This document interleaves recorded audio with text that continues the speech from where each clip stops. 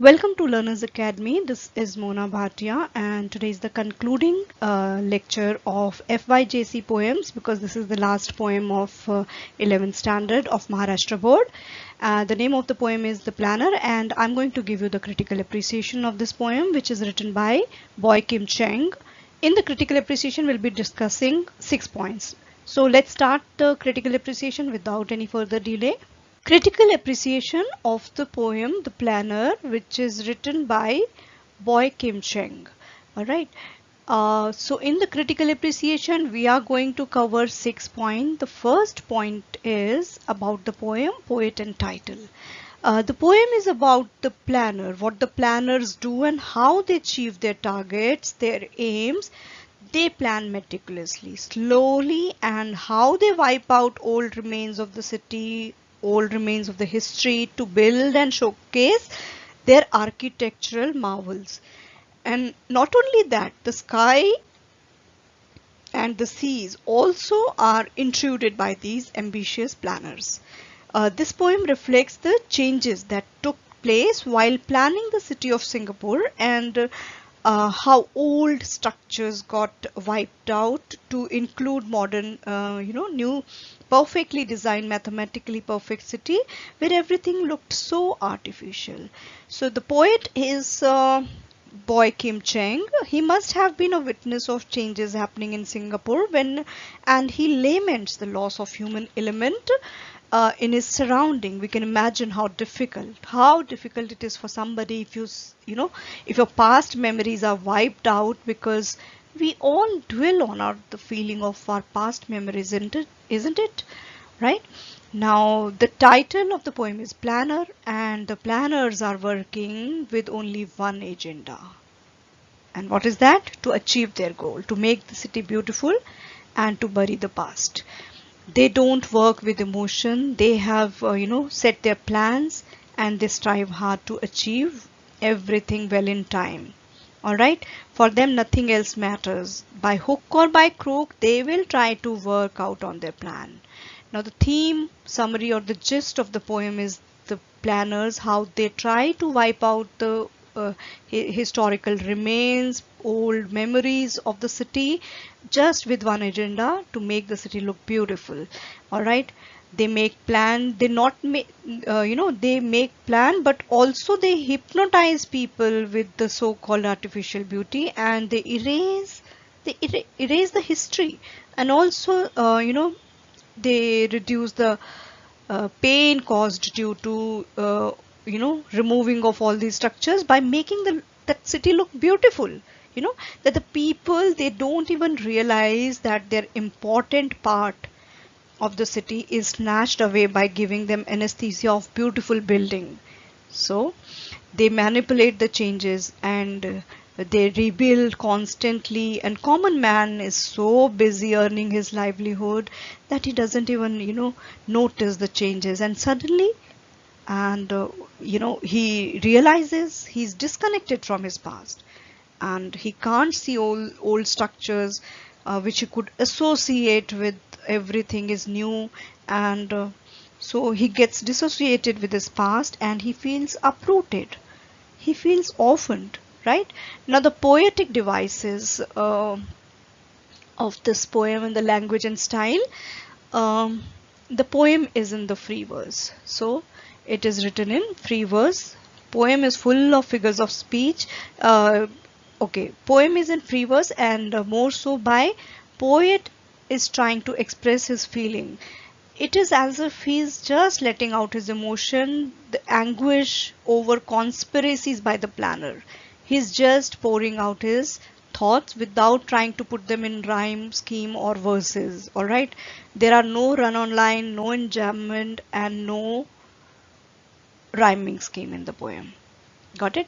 Now, the figures of speech of this poem: permutation of possibilities, the skies surrender with dental dexterity, gleaming gold, anesthesia, amnesia. These are all beautiful pieces, beautiful use of alliteration. Got it?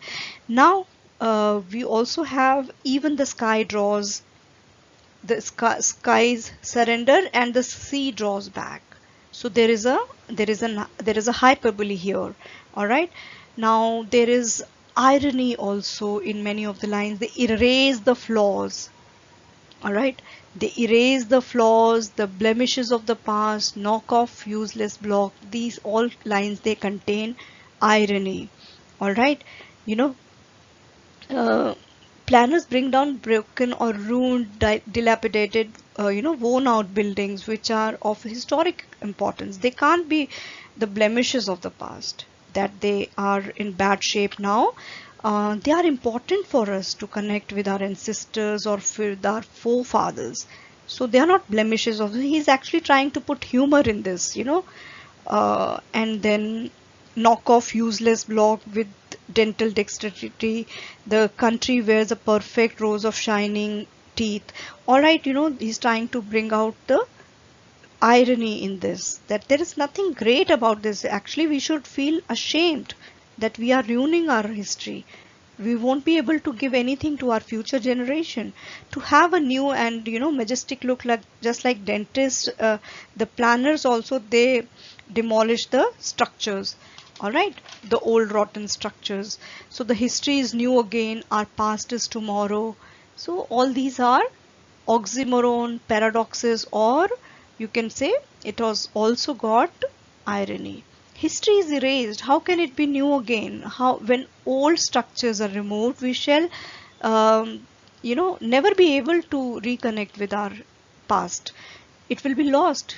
It cannot be new again. There is a disregard for history and past in these lines. Our past is destroyed for our better tomorrow, right? So that was all about the figures of speech. Now we come to the next point in critical appreciation, that is special feature, novelties, and focusing element.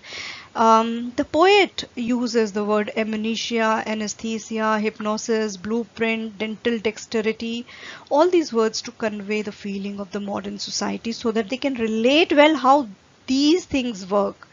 And he tries to convey that we are also attacked by modernization in the same way. We don't realize it now, as we are so busy with our duty, with our daily routine. We are so engrossed in our bread earning routine that as a society we are dying a slow death. We are towards making artificial society a virtual world. No connect with each other, forget the past. So as the society, what will be the future? Can you imagine? It is going to be devastating. People have become cold and numb towards each other. No man is an island, actually. We have to live in unity and have to carry our history and past with us and its lessons with us for future generations. There is a very strong message in the poem which cannot be ignored. We should not wipe out our past heritage. There are roots, and if you uproot something, how can you sustain yourself? Your future generation are going to die very soon. The message in the poem: don't exploit nature, don't take it for granted.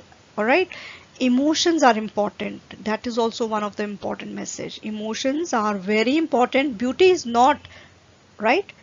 What is the use of a beautiful city which does not have a soul, where there is a connect with the past and with other fellow beings? All right, so that is the message of this poem. And your opinion about the poem, you can have your own opinion, but right now I'm giving you my opinion so that you can have an idea how to frame this type of question for your exams. My opinion about the poem, okay.